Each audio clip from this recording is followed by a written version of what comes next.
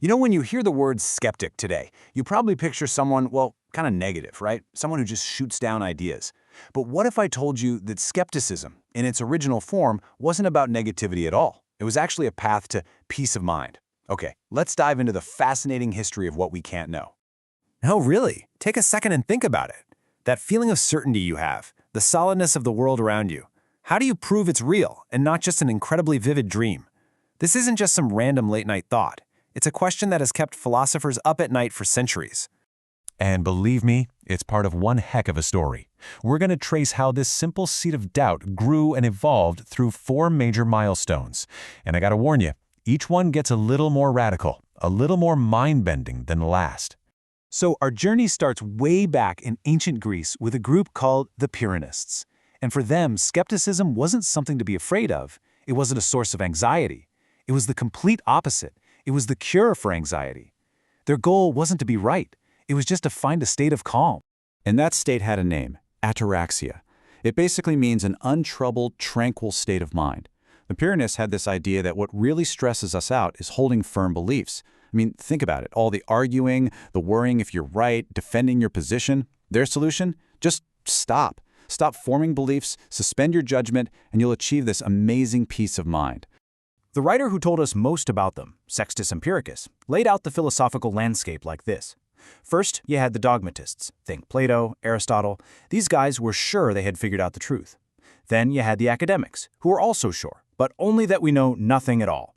The skeptics, though, they carved out this cool third path. They just said, hey, we're going to keep looking, and they refused to plant their flag on either side. And this quote just nails their whole method. For them, skepticism wasn't a belief system, it was a skill. It was the ability to take any claim and find an equally strong argument against it.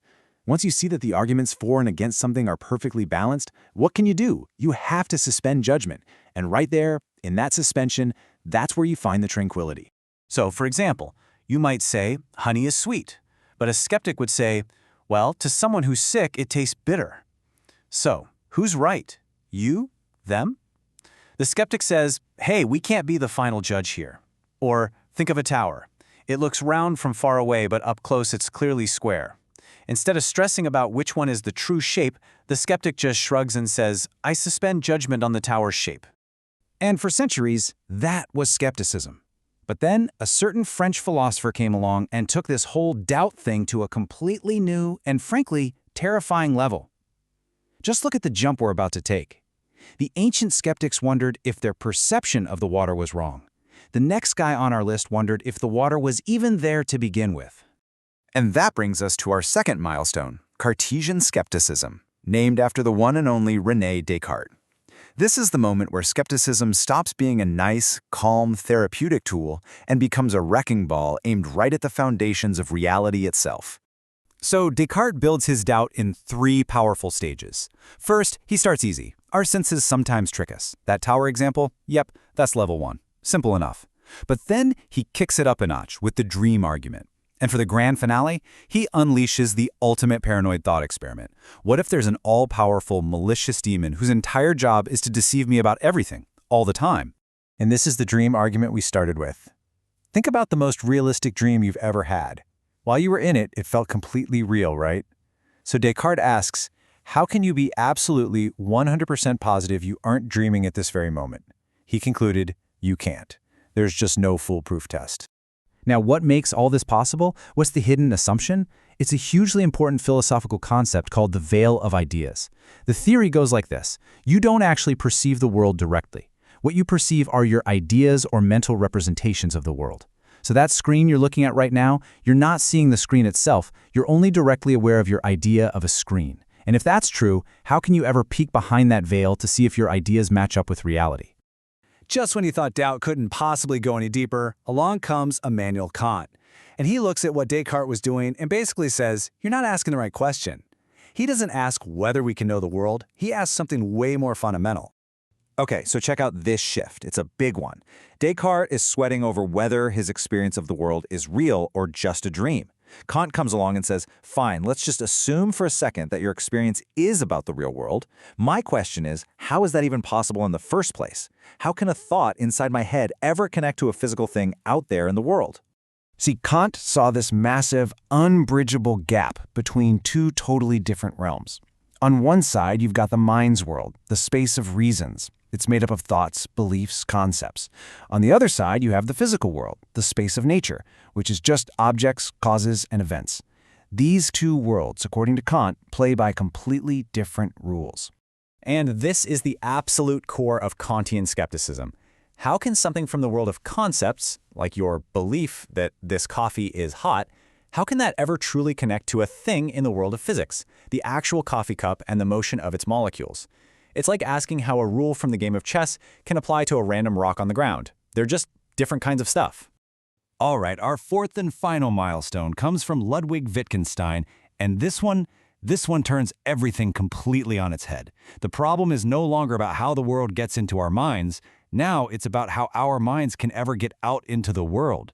The doubt turns inward, and it starts to question our own actions. So up to this point, the problem has been world to mind. How do we get accurate knowledge of the world? Wittgenstein flips the script. He asks about mind to world. How can my intention, a rule that's just in my head, possibly guarantee a specific course of action out here in the physical world? Okay, his famous paradox makes this crystal clear. Imagine you teach a kid the rule add 2. They do it perfectly, 2, 4, 6, all the way up to 1,000. But then after 1,000, they start writing 1,004, 1,008, 1,012. You stop them and say, no, you're supposed to add 2. And the student says, I am. I thought the rule was add 2 up to 1,000 and then add 4. How can you prove that your original rule didn't mean that all along? And this is the absolutely mind-blowing conclusion he reaches. If any action can be made to fit some interpretation of the rule after the fact, then the rule itself didn't really determine the action, did it? It means there's this terrifying gap between our intentions and our actual physical acts. So, wow. We've gone from a pretty mild doubt about whether honey is sweet, all the way to a profound doubt about whether our intentions even guide our own hands. What is the point of all this doom and gloom? This table really sums up our whole journey perfectly, doesn't it? We start with a pretty simple question about our personal perceptions. Then we jump to a radical question about all of existence. From there to a fundamental question about how knowledge itself is even possible. And we end with this deeply unsettling question about our own agency. Each step just digs deeper and deeper.